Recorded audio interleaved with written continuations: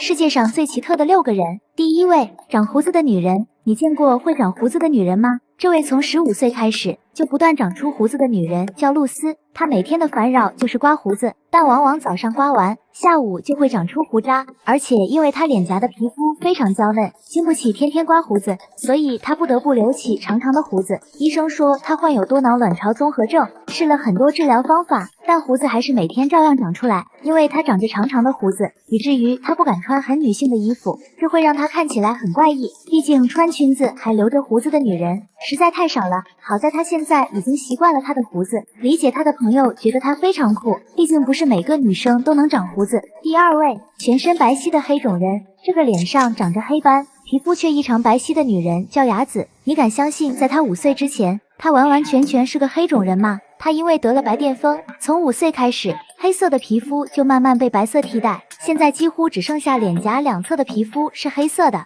而她的2个儿子都是黑种人。从中学时代开始，为了掩盖自己白癜风的症状，雅子学会了化妆。现在她是一名优秀的化妆师，她不但能很好的修饰自己脸上的黑斑，还能将口红画得趋近完美，这让她得到了一份非常高薪的化妆工作。第3位，皮肤一碰就破的男孩。现年22岁的邓恩是一个非常不幸的男孩，他得了世界上最痛苦的病，这种病让他不得不每隔4小时就打1次止疼药。这种病还让他拥有世界上最脆弱的皮肤，只要轻轻一碰就会脱落，细微的摩擦就能让皮肤起泡和结痂，其严重程度相当于3级烧伤。邓恩刚出生时，助产的护士就因为摸了一下他的脸颊，脸上的皮肤就脱落了，而脚上和手上几乎没有一块完整的皮肤。他每隔2天就要全身换1次纱布，这是件非常痛苦的事情，因为要将纱布剥离受伤的皮肤，疼痛程度不是一般人能承受，而这个过程需要经历4个小时，并且这样的生活他坚持了22年。好在邓恩非常乐观，在妈妈的帮助下，学会了使用电动轮椅，学会了开改装车。他说他将会用他有限的生命去到全世界看看风景。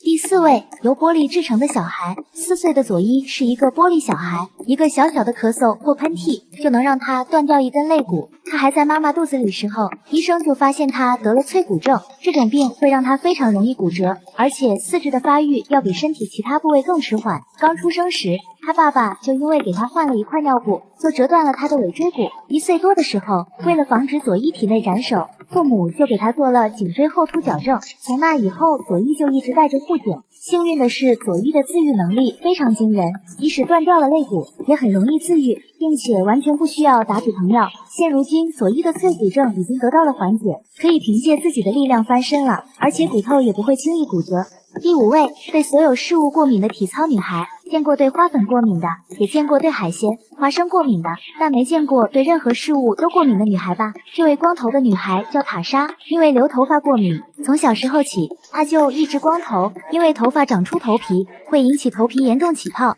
她还不能吃水果，因为水果会让她的嘴唇肿大，日常的流泪或者流汗也会让她失去生命，有时候刷1次牙或者喝1口水都能让她去医院住上半个月。这一切的过敏反应都归功于她得了肥大细胞活化综合症，这让她的身体失去了很多免疫功能，唯有不断的服用药物才能勉强减缓过敏反应。但神奇的是，她对自家的狗子不过敏，这让从小没多少朋友的塔莎得到了很多乐趣。另外，即使流汗会让塔莎产生过敏反应，她还是非常喜欢体操运动，她希望有一天能带上她的狗狗参加奥运比赛。第6位，没有大腿的男人。内森是一个天生没有大腿的男人，因为患有双侧先天性股骨发育不全，所以他的臀部以下就是小腿和脚掌，而这种情况全世界只有25例，而内森是唯一1例没有大腿还学会走路的人。即使这个过程耗费了内森很多时间去练习，并且经常走路还会让臀骨非常疼痛，但内森觉得很值得，因为这让他看上去除了身高，其他方面跟普通人没什么不同。内森凭借着乐观积极的性格，还收获了甜甜的爱情，